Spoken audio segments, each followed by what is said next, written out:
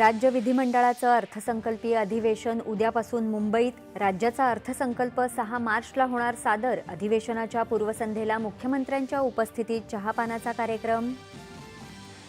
सरकारकडून आयोजित चहापानावर विरोधकांचा बहिष्कार।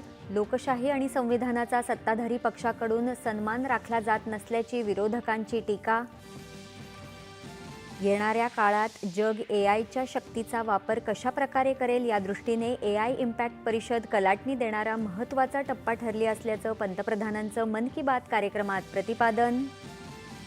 काँग्रेसच्या आचरणामुळे देशाचं नुकसान होत असून काँग्रेस देशावर ओझं बनली असल्याची पंतप्रधान नरेंद्र मोदी यांची मेरठ इथल्या कार्यक्रमात घणाघाती टीका। राज्यात आयोजित एआय फॉर ॲग्री 2026 या जागतिक कृषी क्षेत्रातील कृत्रिम बुद्धिमत्ता परिषदेचं मुख्यमंत्र्यांच्या हस्ते उद्घाटन। तंत्रज्ञान प्रत्येक शेतकऱ्यांपर्यंत पोहोचण्याची गरज केली व्यक्त। देशातली पुढील कृषी क्रांती कृत्रिम बुद्धिमत्ता तंत्रज्ञान चलित असेल, केंद्रीय मंत्री जितेंद्र सिंह यांचं मुंबईतल्या परिषदेत प्रतिपादन।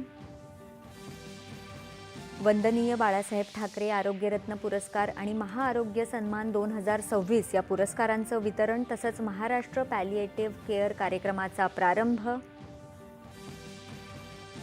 जम्मू काश्मीरमधल्या ऑपरेशन त्राशीमध्ये 2 दहशतवादी ठार।